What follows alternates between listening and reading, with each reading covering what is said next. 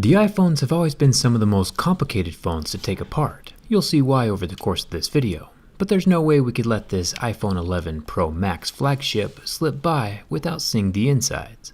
This is the most water-resistant mainstream smartphone money can buy right now, so it's time to see what helps keep water out, and how repairable it really is. Let's get started.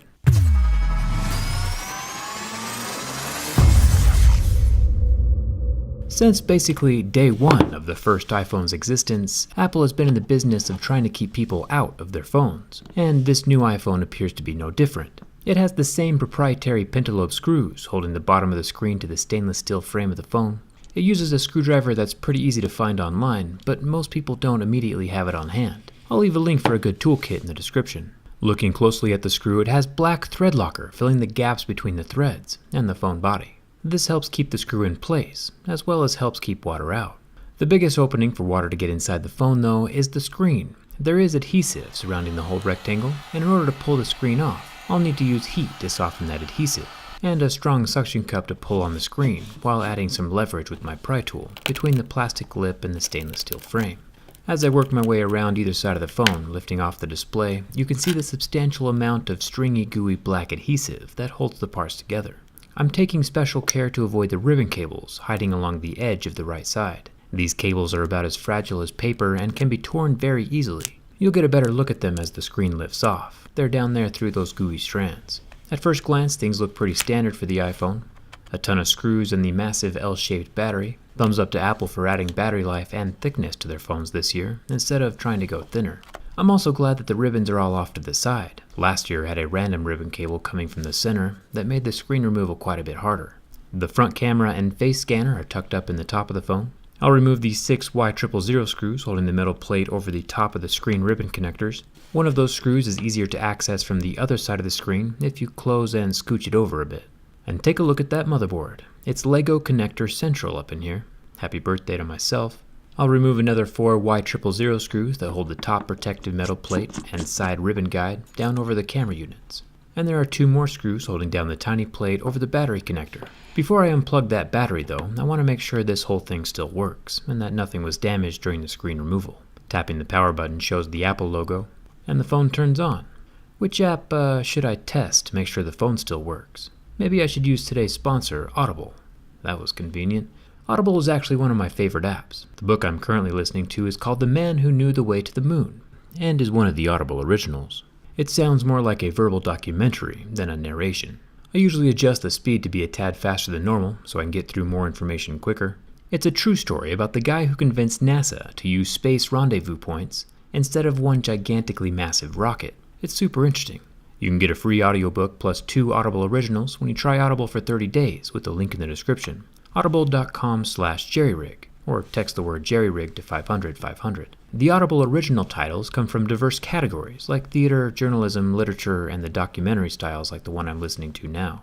Even if you decide to cancel Audible at some point in the future, you still get to keep your books. They're yours to own forever. Audible.com/jerryrig, or text jerryrig to 500-500. And thanks to Audible for sponsoring this video.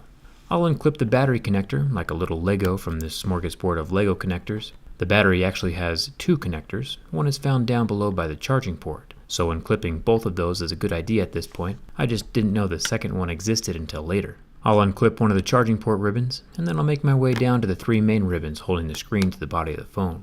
The screen is significantly more simple this year than it has been for the previous years, which is definitely appreciated. It only has 3 screws holding the earpiece to the back of the display. Apple throws Phillips head screws randomly in here and there throughout the phone, so for those of you following along at home, this is the 3rd type of screwdriver we've used so far. The earpiece folds down, which lets us pry away the front sensors from the glass. Replacement parts will become more common and get cheaper as the phones get older. I'll try to link some in the video description as they become available. Screen replacements aren't super difficult on iPhones, and with the disappearance of 3D Touch, the display is actually thinner and leaves more room for the larger battery. Speaking of which, I've had a few requests for a straight-up clean video shot of the internals, so feel free to screenshot this, crop it, and use it as your phone wallpaper if you want. Just make sure to tag me on Twitter if you do. Let's remove the front camera and the Face ID depth scanner thingy. It's got 2 ribbon cables to unplug. Wait, nope, there's 3. Last one kinda just snuck in there. This little unit has the front 12 megapixel selfie camera, the one that can film in 4K and do those slofies. and also has the infrared dot projector and secondary camera for the Face ID. It's a pretty cool setup, and I'm glad it's not attached to the screen. It makes repairs easier. The 3 rear cameras each have their own ribbon cable attached to the motherboard. I can unclip each of those, and then the whole contraption comes right out of the phone. Apple really has made their design much more modular this year, and I'm a fan. Up at the top we get the normal 12 megapixel camera with optical image stabilizing. Down at the bottom we get another 12 megapixel 2x optical zoom camera, which also has optical image stabilizing. And over here on the side we have a 12 megapixel wide angle camera with no physical stabilizing. I feel like this is the perfect setup, and the arrangement I would personally like to have someday when I upgrade from my Galaxy S8. I feel like Apple has finally brought way more features to the table with smartphones this year, and are finally competing at the same level of other flagships. Let's get this motherboard out. I'll unplug the charging port ribbon, but before I can pull that out, once again I need to switch back to the Y000 screwdriver. There are 3 screws running down the right side, keeping this cable with the metal bracket tucked to the side of the phone. The next 3 screws are a bit trickier. These are called standoff screws, and they hold the motherboard in place. If you don't have a standoff remover, I can usually take a flat screwdriver bit and just twist the screw around in a circle from one side. And as the screw comes out, you can see that a standoff screw is actually a screw that has a screw hole inside, a screw within a screw. They are annoying to work with, but Apple uses them to save space and stack things on top of each other. Speaking of saving space, once those screws are out and the SIM card tray is removed, the whole motherboard is ready to come out of the phone. And this, my friends, is it. This is the whole thing. The brains and brawn of the whole iPhone operation is sandwiched between these 2 stacked boards. One thing I'm pretty impressed with on the iPhones this time around is that all the solder connecting the circuits inside of this motherboard is made from 100% recycled tin. You might be thinking, nice work Apple on recycling that tiny drop of tin. But because Apple is using recycled tin in not only their iPhones, but the MacBook Air, the iPad Air, and the iPad Mini, it adds up to over 29,000 metric tons of tin ore that they don't need to mine from the earth. It's a pretty substantial achievement, and I'm glad Apple's doing it. Let's keep going deeper. The Taptic vibrator engine is down here below the battery, near the charging port. It's got 3 little screws holding it in place, and I'm going to set those off to the side to help keep things organized. A lot of phones you can take apart and just toss the screws helter-skelter, but since basically every screw in here is a different shape and size, it's very important to keep them organized. With the metal plate gone and the vibrator unclipped from the charging port, we get our first close-up of the Taptic engine. It's nice of Apple to include their logo in case we forgot what phone we're taking apart. This little guy is also using 100% recycled rare earth elements. Since we don't have an unlimited earthly supply of these magnets, I'm glad Apple is now going through the effort to reuse and recycle parts of their phones. I'll remove one more screw and pull off the metal plate over the microphone hole, and check out all that white adhesive over the hole to help keep water out of the microphone. It's time to remove the battery. Apple once again has added the magic pull tabs, which I'm thankful for. Prying out permanently glued batteries is extremely dangerous, and even if a pried and bent battery doesn't spark and start on fire right away, it'll still be damaged internally, and it'll start to puff up and expand over time. These pull tabs make battery removal much safer. Yeah, they are still pretty fragile and break every now and then, but it's still much better than what Samsung is currently doing with the permanent adhesive in their phones.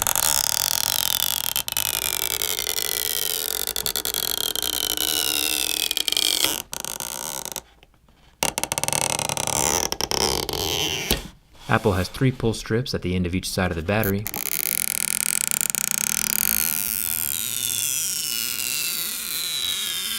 And I was successful enough with most of them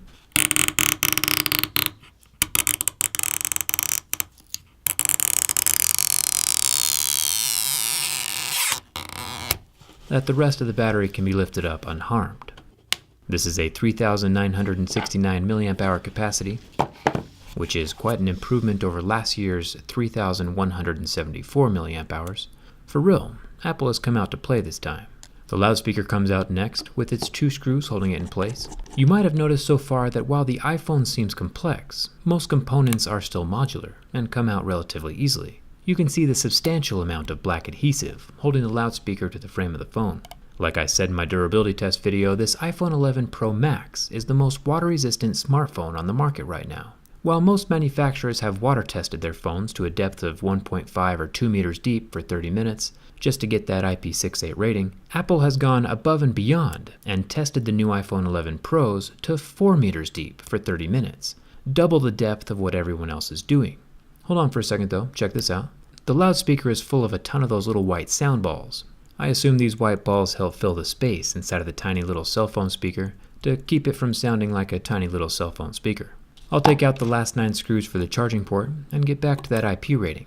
Even though Apple went twice as deep as everyone else, they still only got the same IP68 rating. You're probably like, why didn't they just go up a level to IP69?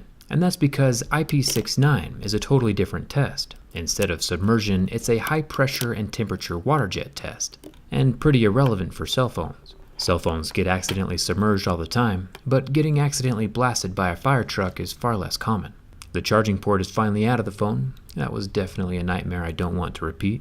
The iPhone has so many intricate components. It's not so much a difficult phone to repair, it's just a very complex phone to repair. And one wrong move or screw in the wrong place could wreck the phone. If you do end up breaking your back glass and don't have insurance, you can either pay Apple $599 to fix it, or just buy a replacement housing and swap over each component individually. Yeah, it's gonna be pretty extremely painful either way. Apple's still kinda being a big jerk where that's concerned. I think you should just get a case before it breaks. I'm pretty impressed with Apple for stepping up and going above and beyond the bare minimum that they usually do. This time Apple has given customers the specs and features they're paying for, and that always hasn't been true in the past. Of course, in my opinion, Androids can still accomplish more.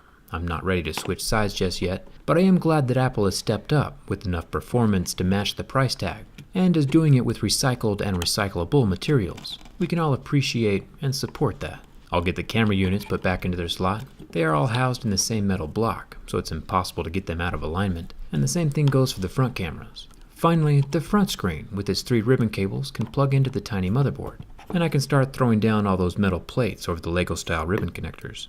The last thing that gets plugged in is the battery and its little metal bracket that covers the top. Then we can turn the phone back on, and once again, I'm just as surprised as you are that this thing still works. I for one am glad that Apple has started participating again in the smartphone race, and even more so for using recycled components. Innovations in both areas are good for everyone. I'll be looking into the recycling efforts of other manufacturers in the future, so hit that subscribe button if you haven't already. It's free. And remember that the computer the astronauts used to land on the moon 50 years ago is less powerful than the cell phone in your pocket right now. Don't forget to check out the Audible link in the description for your free audiobook, and come hang out with me on Instagram and Twitter. Thanks a ton for watching, and I'll see you around.